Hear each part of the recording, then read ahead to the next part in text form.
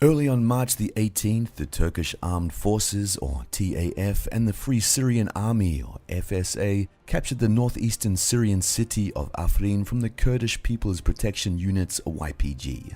Later on the same day, the TAF and the FSA established control over all villages which had remained under the YPG control north and northwest of the city. The YPG had de facto withdrawn from its stronghold of Afrin without any serious resistance to the TAF and the FSA, confirming a full collapse of the YPG defense in Afrin.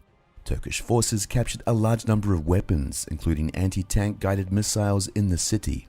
A major part of the YPG members and civilians had fled to the government-held part of Aleppo province. Ankara launched its Operation Olive Branch in Afrin on January the 20th. Since then, Turkish forces had captured over 200 various localities across the area. The operation reportedly involved over 6,400 Turkish service members and over 10,000 FSA members, supported by various military equipment, artillery pieces, and aircraft. On March the 18th, Turkish President Erdogan said that 3,603 so-called terrorists had been neutralized in the operation.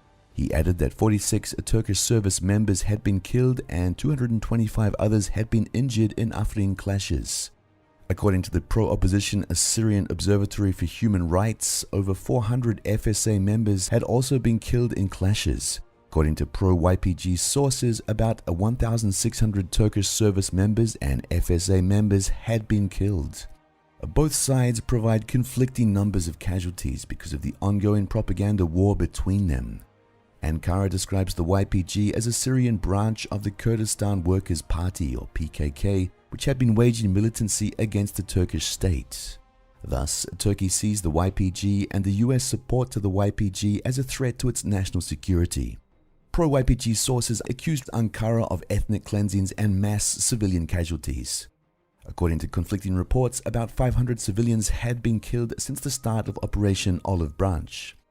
The YPG and the so-called self-administration in Afrin, controlled by the Kurdish Democratic Union Party, or PYD, claimed that its forces would shift its strategy from a direct confrontation with Turkish forces to a guerrilla warfare. The PYD-linked body also accused Russia of participating in the Turkish military operation in Afrin by opening Syrian airspace for the Turkish Air Force. This was not the first time when the YPG and the PYD accused Russia of indirectly assisting Turkey in its military efforts in Afrin. However, all these times, the YPG and the PYD forgot to mention that Russia and the Damascus government had been engaged in negotiations with the YPG in Afrin for a long time, suggesting various opportunities to reach a reconciliation agreement with Damascus. Such an agreement would allow Syria to deploy its forces as well as to expand a network of Russian observation posts in the Afrin area. However, all the suggestions had been rejected by the YPG and the PYD. The Kurdish leadership has not been ready to exchange even a part of its political and military power in the area on an opportunity to save Afrin from Turkish forces. At the same time, Kurdish forces operating under different brands in northeastern Syria, the US-backed Syrian Democratic Forces, SDF, mostly consist of YPG members, had abandoned their Afrin counterparts. They had not provided a sizable military support to Afrin and had not attacked Turkish-backed forces in northern Aleppo, as some Kurdish sources had promised. The project of the unified Kurdish North has failed. Different Kurdish factions, even operating under the same brands, the SDF, the YPG, the PYD, and others, have appeared to be incapable to unite even in the face of the Turkish advance on Afrin. A similar situation was observed in Iraq in 2017 when different Kurdish political factions showed inability to reach a political solution with the federal government, staged an independence referendum, lost the oil-rich area of Kirkuk, and then were forced to come back under the de facto rule of Baghdad.